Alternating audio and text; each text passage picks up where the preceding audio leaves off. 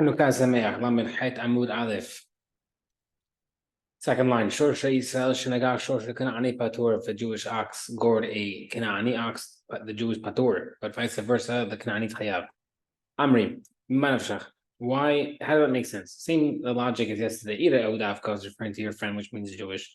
Kanani Kigach Yisronami Patur, and the Kanani who hits you, Shosh Patur. Vira Eudavka, and if does not literally mean your friend, if we said the Kanani Chayav, then even when a Jew hits a Kanani, he should be Chayav. So how do you have it that the Jew is patur but the Kanani is chayav? The pasuk says regarding the Kanani, Hashem saw them and released them. What does it mean? He saw the 7 mitzvot b'nei Noach that they accepted of themselves. Once they didn't accept them, he released their money. Basically, he forfeited their money to Jews. Technically, it's supposed to be a chayav, but they lost it. Is a different pasuk. Hofiya mehar paran, right? Pasuk in Zota Beracha. Ve'ata merivot kodesh mimino eish bad namo.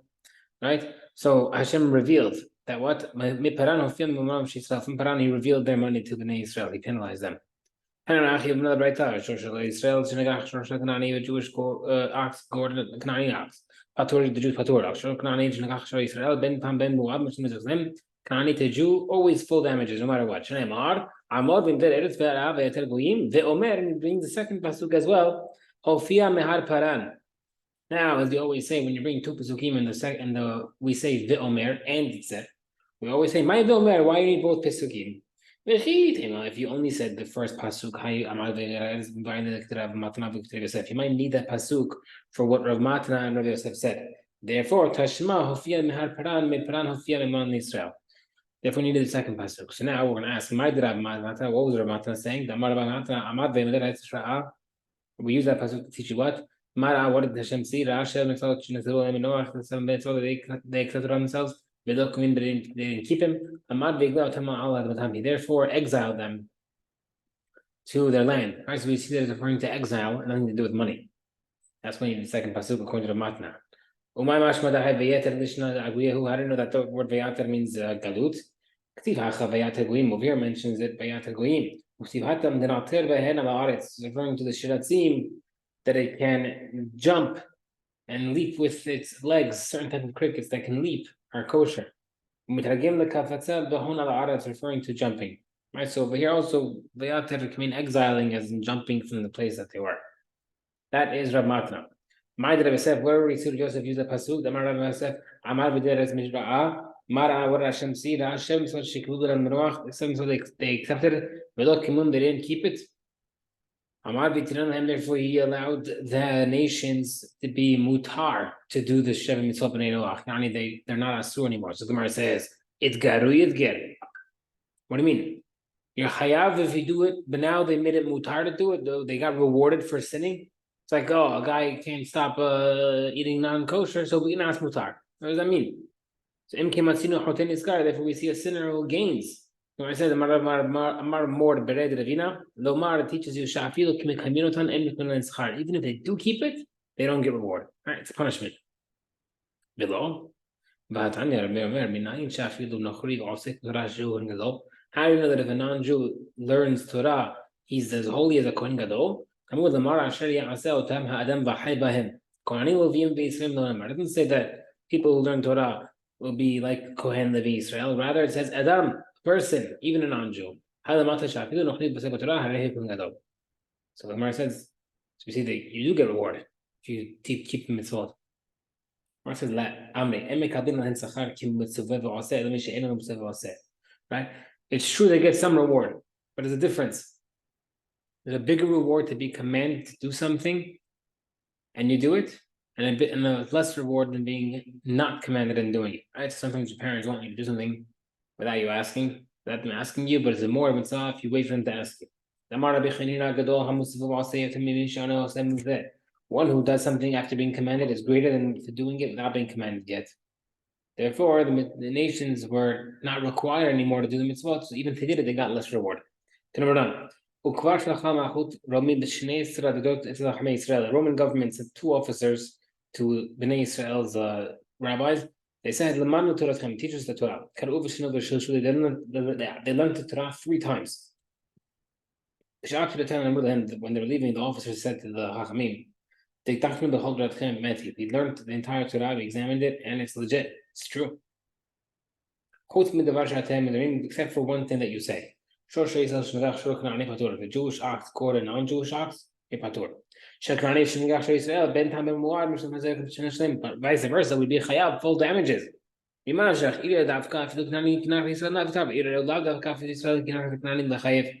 Right? They said we don't like it because it doesn't make sense. If we're considered your friends, then you should be a chayav. If we're not considered your friends, we should also be patur. Why are we chayav and you're patur? They didn't like that, but they were nice about it. But we're not going to tell the kingdom about it because then they'll get upset that seemingly you're discriminating against us. Okay, this is one of the craziest stories I've ever read in my life. The power of nehama to someone who has a tremendous loss. Rav Shmuel Bar Yehuda Shechiva Lebarata. I do not recommend you trying this. You have to be on a very high level time to do this. Rav Shmuel Bar Yehuda's daughter died. Amru le Rabbanan le'ula. Rabbanan told the Ula, "Kum nezel b'nachmeh, let's go console him." Amar the Ula told him, "Ma'it l'chkaben nachmtad b'lei." What do I have to do with the Babylonians? Right, he didn't like them. The Gedufahu, they are blessed. They are like they're borderline kofrim. Now Amri Ma'if Shalom Abed, because whenever they are being whenever they're consoling each other, they said, "Oh, what could we do? What could have been done? Hi Shalom Abed Avdi." If only there's something we would have done, we would have been able to reverse Hashem's decree, right? That sounds like kifrut, like, oh, if only we did this differently, maybe it wouldn't have happened. No, if Hashem decided, he decided. Anyhow, Ula went by himself to visit Shmuel Bar Yehuda. Amalei told him a pasuk. Hashem, don't attack Moab and don't fight a war against them. What did Moshe think that he could do a free war? Why do you have to teach him? Don't do this war. Don't fight against the Italians either. Why are you telling him not to fight against Moab? He wouldn't just go start a war. Why would Moshe do it? Moshe made a kava chomer. Amar, he said, regarding Midyanim, they came to fight against Bnei Israel with a war, only to back up Moab. Amra Torah said, attack the Midyanim.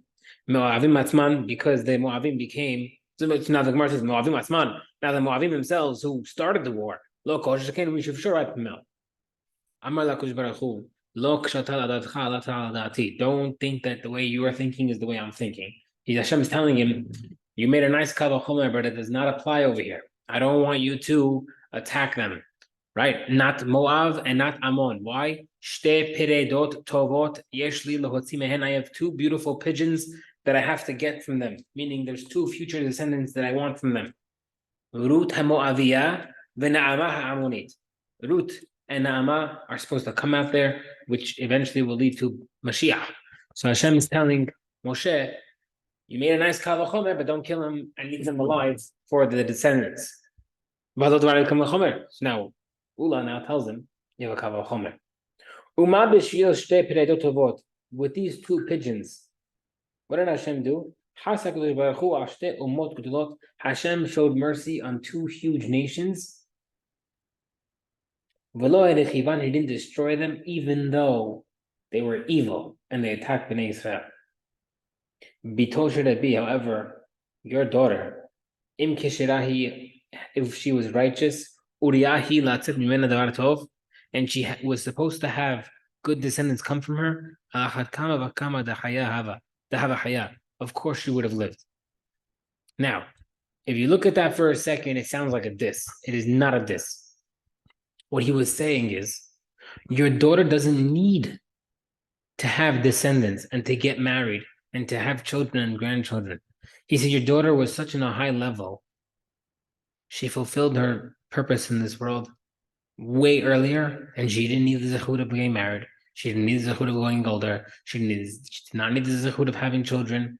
Everything she was able to accomplish in her short life.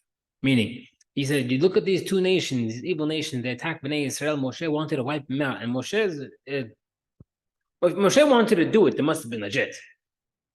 Hashem said, no, save them because of this. He says, so the fact that Hashem decided to take your daughter away early means it must have been, your daughter must have been very righteous.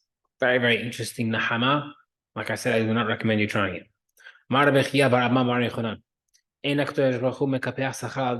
Hashem does not withhold the reward of anybody, even the reward for speaking nicely. Because Lot, whose daughters seduced him, right? Daughter number one seduced him the first, second daughter seduced him second, because they thought that the entire world was destroyed and they had to reproduce with their father.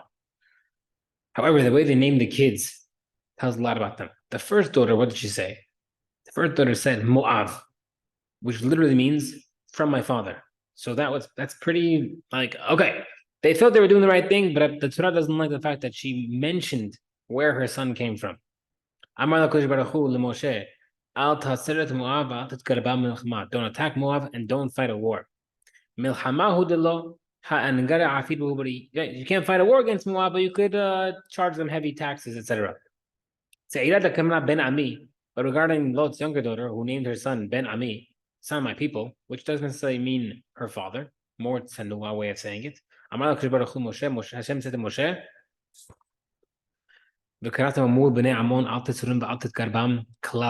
don't incite them at all. Don't fight them. Don't incite them at all. Don't even charge them heavy taxes. Right? Because their mother, their matriarch, spoke nicely. Right? So if you speak nicely, even if you speak nicely, Hashem will add more reward. A person should always try to be first in mitzvah.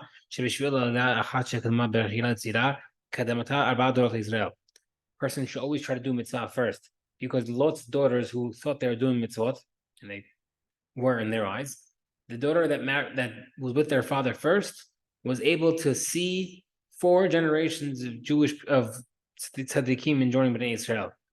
How? Oved, Yishai, David, and Shlomo. All right, the older daughter had Oved, Yishai, and David, and Shlomo.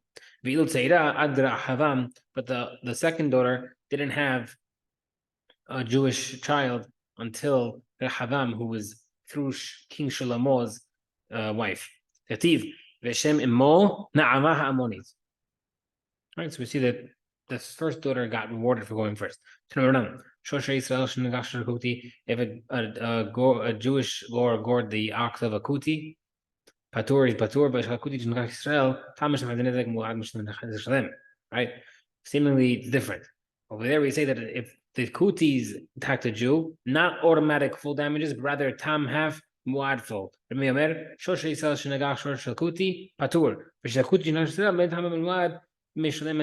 more like our Mishnah. So the Gemara says, we see Meir holds seemingly that Kutim were non-Jewish, right? We had this before. Kutim were those who converted because of the lions. Does that mean that Meir holds that the Kutim were the converts who converted because of the lions, right? At one point in history, you weren't Jewish and you were near Bnei Israel, there'd be wild lions killing everybody. So the Jewish nation of Kutim, the non-Jewish nation of Kutim, according to some opinions, converted to save themselves. But they weren't really considered Jewish because they converted for a different purpose.